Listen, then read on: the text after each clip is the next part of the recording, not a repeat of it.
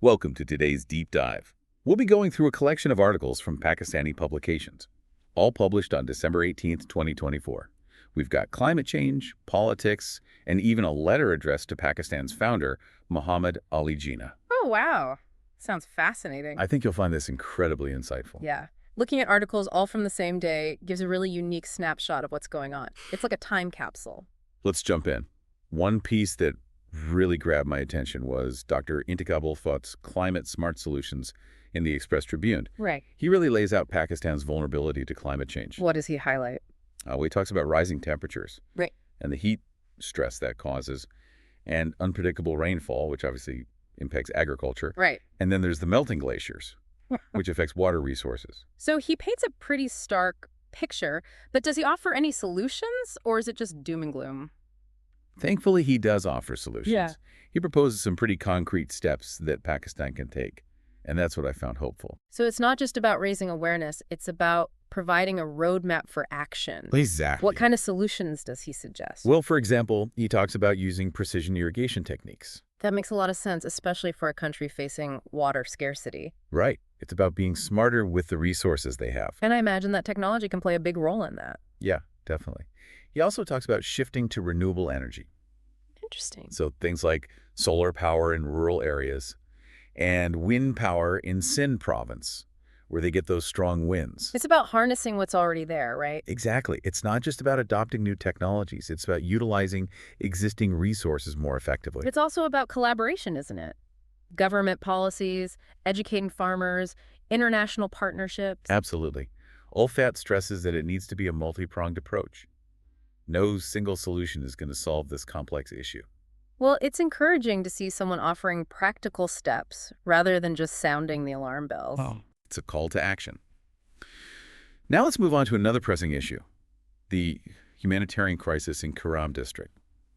The Express Tribune had an editorial that really painted a grim picture. What's happening in Kram?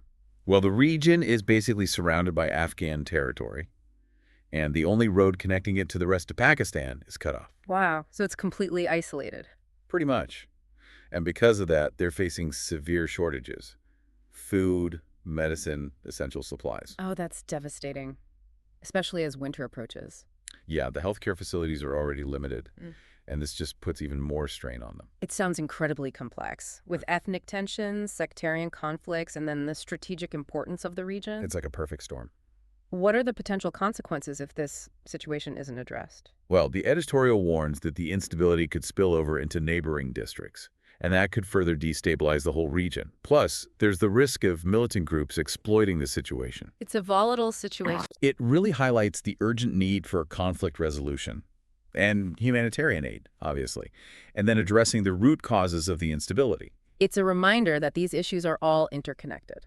Now, let's shift gears a bit. Another editorial, Digital Code, but raises concerns about a proposed national digital identity code. Ah, the intersection of technology and governance. Always a tricky area. What are the specific concerns being raised? Well, it's the classic debate about efficiency versus privacy. Right. So on one hand, you have streamlined services, better data management, but on the other, there's the risk of surveillance and data misuse. Exactly. Especially in a politically charged environment. So how do they propose to balance those competing interests? That's the thing. The editorial highlights the lack of clarity regarding safeguards for personal data. There's a real concern that this data could be misused. That's a valid concern. It's a debate that's happening globally. For sure. It's the balance between technological advancement and individual rights. Now let's talk about taxes. There's an article in the News International, Overtaxed Salaried Class, that caught my eye. Taxes, everyone's favorite topic. It focuses on the growing burden being placed on salaried individuals in Pakistan. They're contributing a huge chunk of the income tax revenue. While others are getting away with paying less. Pretty much. So it's creating an imbalance in the system. Yeah, and the editorial argues that this raises serious questions about economic fairness. Salaried individuals have limited options to negotiate pay increases to keep up with inflation and rising tax rates, They're kind of stuck. while those in the informal economy often face much lower tax rates. It doesn't seem very sustainable. The editorial warns that it could actually stifle economic growth and potentially lead to social unrest. So what needs to be done? Well, they argue that the government needs to address tax evasion and broaden the tax base. So make it more equitable. Exactly. Now, for something completely different. Oh, I love a good twist. We have this piece in the Express Tribune titled Public Confession Before the Father of the Nation. Intriguing title. It's basically a letter addressed to Muhammad Ali Jinnah, the founder of Pakistan. Wow, that's a unique approach. It's written by Sarah Aslam Bazar. And she expresses this sense of disappointment that Pakistan hasn't fully lived up to Jinnah's vision. So a bit of disillusionment with the current state of affairs. Yeah, and she even acknowledges a sense of apathy among her generation. So it's not just about criticizing the system, it's about holding a mirror up to society. Exactly. What kind of things does she call out? Well, she talks about spectator citizenship, this tendency to just observe and comment on problems without actually doing anything to solve them. I think we're all guilty of that sometimes. Right. But what's really striking is that she admits to her own complacency as well.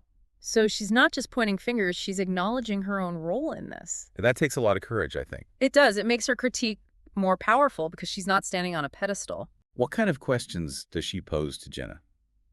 Like, what is she asking of him? I'm curious too. Well, she asks things like, is it enough to just forward patriotic messages on social media? Or should we be taking concrete action to embody those ideals? That's a good question. She also asks, should we be spending our time pursuing leisure activities or working towards the betterment of our nation? So it's about prioritizing what truly matters. Yeah, it's a call to action. And I think it ties in really well with the other articles we've discussed so far. How so? Well, whether it's climate change, political instability, or creating a more equitable economic system, Yeah. it all comes down to individual responsibility. It's not enough to just sit back and hope that someone else will fix things. We all have a role to play. And that's a powerful takeaway from this collection of articles. It's a reminder that even in the face of complex challenges, we can all make a difference. We've covered a lot of ground in this first part of our deep dive. It's fascinating how these seemingly disparate topics are all interconnected. And we'll be back shortly to delve even deeper into these insightful Pakistani publications. I'm looking forward to it. Welcome back. It's amazing how Sarah Aslam Bazar's letter kind of connects to everything else we've been talking about, personal accountability and taking action, climate change, the political stuff, economic inequality. It all comes back to us. It's like she's saying we can't just wait for someone else to fix things. Right. Yeah, exactly. So speaking of stepping up and taking responsibility, there's this piece by Talet Masood in the Express Tribune called Striving for a Better Future. It's a really insightful look at some of the systemic problems that are holding Pakistan back. Talet Masood. Now, he's someone who's been around the block a few times. He's a retired lieutenant general, former federal secretary. He knows what he's talking about. And he doesn't hold back. What does he say? Well, he's pretty critical of the political system. He argues that the constant conflict and infighting are preventing progress in other areas, like the economy, for instance. So the political instability is spilling over into other sectors? Yeah. And he's especially concerned about the lack of adherence to constitutional obligations by some state institutions. So it's not just about the politicians themselves, it's about the whole system. Exactly. He also points out how the political parties are constantly fighting amongst themselves, which weakens their power and influence. It's like they're shooting themselves in the foot. It's a vicious cycle. So what does he propose as a solution? Well, he emphasizes the importance of self-reliance, especially when it comes to the economy. So breaking free from dependence on international organizations and aid? It's about taking control of your own destiny, both as a nation and as individuals. That ties in nicely with what Bazar was saying, doesn't it? It does. It's about taking ownership and responsibility. But I imagine it's easier said than done. Oh, definitely. And Masood acknowledges that. He points out that there have been some attempts to address these issues through legislative and constitutional changes, but he's not convinced that they've always served the best interests of the country. So it's not just about making changes, it's about making the right changes. And making sure those changes actually benefit the people. Do you think he's implying that some of these changes were more about consolidating power than about serving the nation? He doesn't say it outright, but he does suggest that some changes might have benefited certain individuals or institutions more than the general population. That's a bold statement. Yeah, he calls for a more transparent and participatory approach to governance, where decisions are made with the well-being of all citizens in mind. So more accountability, more inclusivity. Right. And then he also talks about some of the social challenges facing Pakistan. Such as? Well, he mentions the rapidly growing population. That's a significant issue for many developing countries. It puts a strain on resources, makes development more What difficult. does he suggest doing about it? He emphasizes the need for a comprehensive approach to population management, investing in education, healthcare, family planning programs. The classic solutions. Yeah. But he also stresses the importance of empowering women, especially in rural areas. Right, because when women are empowered, everyone benefits. It's about creating a more just and equitable society. It seems like Masood's piece covers a lot of ground. It does, and it really ties together many of the themes we've been discussing today. Self-reliance, responsible leadership, social progress. It's a vision for a better future. Now, let's switch gears a bit and talk about something a little more fun. Oh, good. My brain's getting full. This one's about political slogans. It's by Mansoor Raza in the News International. It's called The Art of Persuasion, a look at political slogans. Political slogans, huh? Sounds catchy. It's a really interesting piece. Raza argues that slogans are more than just catchy phrases. What does he say they are then? He says they're powerful tools that can shape public opinion and mobilize support. Ah, so they're a form of political communication. Exactly. And by looking at the slogans used in Pakistani politics, we can gain insights into the prevailing ideologies and aspirations of society. So it's like a window into the collective psyche. Yeah. He gives some really fascinating examples. Like what? Well, he mentions slogans like Death to America. That's a pretty strong one. It reflects Iran's state-sponsored ideology. Right. And then he talks about some slogans from Pakistan's own history, like Jag Punjabi Jag, which means wake up Punjabi, wake up. Check that one. It's a call to action. And then there's Jamhuriyat ke hain teen nishan talba, Mazdoor ar kisan, which means democracy has three symbols: students, workers, and farmers. It's interesting how these slogans, even though they're from different countries and different time periods, all serve the same purpose. They're all about rallying people around a specific cause or ideology. It's the power of words. And Raza points out that the most effective slogans are the ones that resonate with people on an emotional level. They need to be simple, memorable, and emotionally charged. So it's not just about the message, it's about how you deliver it. Exactly. But he also cautions that slogans can be divisive and polarizing if they're not carefully crafted. So a powerful slogan can be a double-edged sword. Right. It can unify some people while alienating others. Does he give any examples of slogans that have caused controversy in Pakistan? Oh, yeah.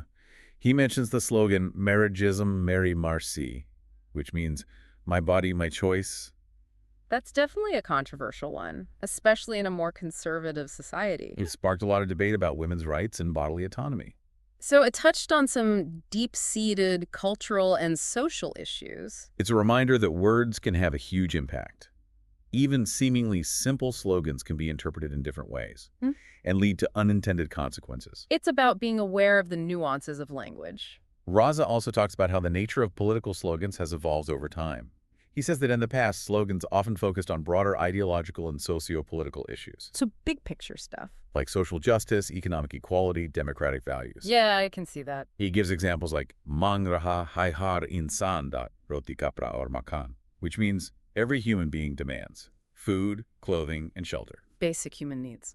Right. And then there's the one we mentioned earlier about the three symbols of democracy: Talba, Mazdoor, or Kisan. students, workers, and farmers. It's a powerful image. But Raza notes that in recent decades, there's been a shift towards more personalized and celebrity-centric slogans. So less about the issues and more about the individuals. It seems that way. He gives examples like Charan Saban Ki Zanjir, Benazir, Benazir, which means the chain of all four provinces. Benazir, Benazir. So it's about rallying support for a specific leader. And then there's Prime Minister Nawaz Sharif. Very straightforward. It's all about the personality. Does that mean there's been a complete abandonment of broader ideals? Not necessarily. Raza points out that some contemporary slogans still address societal concerns. So there's still hope. He mentions Voko Izzat Do, which means respect the vote, A call for fair elections? and Orad Biman Jazadi, which means women also demand freedom. So the fight for equality continues, It's like a mix of personal appeal and societal concerns. reflecting the changing dynamics of Pakistani politics. Raza also talks about the longevity of slogans. Some slogans have transcended time, while others are very specific to a particular historical period. Do you have any examples? Yeah, he mentions Gerti hu diwaron ko akdaka ardu, which means give one more push to the falling walls. That's a great one. It's a call to persevere, to keep Right. fighting for what you believe in. And then there's martial law, ki ewano ko aglagadu, which means set fire to the palaces of martial law. That one's a bit more fiery. It reflects a specific moment in Pakistan's history, the struggle against military rule. It's interesting how these slogans become embedded in a nation's collective memory. They represent key moments of struggle and change. Which slogans does Raza think have the most staying power? He says the ones that evoke strong feelings of nationalism, patriotism, or social justice tend to last longer. He gives the example of Inquilab Zindabad, which means long live the revolution. Oh yeah, that one's a classic. It's been used by various revolutionary movements across South Asia. It's a powerful symbol of resistance and hope. Raza also talks about the use of poetry and rhyme in creating memorable slogans. That makes sense. Poetry often has a way of sticking with you. He mentions Izi das Turco, Subi benorco mayin mantamta, which means, I do not accept such a constitution, such a lightless dawn. It's from Habib Jalib's poem, Dastur. So it's not just a slogan, it's a piece of art. And then there's Zum fer zum hai, bata hai tu mitchata hai, which means oppression is still oppression, it increases only to be eradicated. It's by Sahir Luthianvi, It's like poetry distills into a potent phrase. capturing the essence of a movement or ideology. I think that's a really beautiful way to put it. Raza concludes his piece by reminding us that slogans can be used for both good and bad. Oh yeah, they can be used to manipulate as well as to inspire. He cautions against the use of slogans to promote divisive ideologies, and he urges us to be critical thinkers To analyze the messages behind the catchy phrases. and to recognize how slogans can be used to shape our perceptions and influence our actions, So it's about being aware of the power of language. and being responsible with how we use it. That's a great point. It seems like a lot of these articles are calling for us to be more thoughtful and engaged citizens. They're encouraging us to question our own assumptions, to hold those in power accountable, and to actively participate in shaping a better future. And that's a message that resonates far beyond the borders of Pakistan. It's a message for all of us. We've covered a lot today. Climate solutions, political systems, the power of slogans. It's been fascinating. Yeah, a lot to think about. But amidst all those different perspectives, there's one theme that keeps coming up, right? Yeah. Individual responsibility. Taking action. Yeah, absolutely. It's not about blaming others or waiting for someone else to fix things. It's about recognizing that we all have a role to play. It's empowering in a way. It is. And I think Sarah Bazar's letter to Jinnah really encapsulates that. Her questions challenge us to move beyond just talking about problems. To actually do something about them. Exactly. And I think her honesty is what makes it so powerful. Yeah, admitting your own complacency. That's not easy. It takes courage. And it makes her critique all the more compelling. It's like she's saying, look, I'm not perfect either, but we need to do better together. And that kind of introspection is something we see in other articles too, like Masood's piece on the political system. He's pushing us to critically examine the changes that are happening and to question whether they're truly benefiting the people. Holding those in power accountable. Exactly. And even Raz's piece on slogans, it's a reminder to be aware of the messages we're consuming, to be critical thinkers, not just passive recipients of rhetoric. So it's about being informed, engaged citizens. Yeah. And I think that's something we can all strive for, no matter where we live. It's a universal message. So even though these articles highlight some serious challenges, I think they also offer a sense of hope, don't you think? I do. There's a clear desire for progress Yeah. and a belief that change is possible. It's inspiring. And I think it's a good reminder that even small actions can make a difference. Yeah. If we all do our part, we can create a better future. Well said. That brings us to the end of our deep dive into these Pakistani publications. It's been a fascinating journey, It has. and we hope it's given you some food for thought. Thanks for joining us.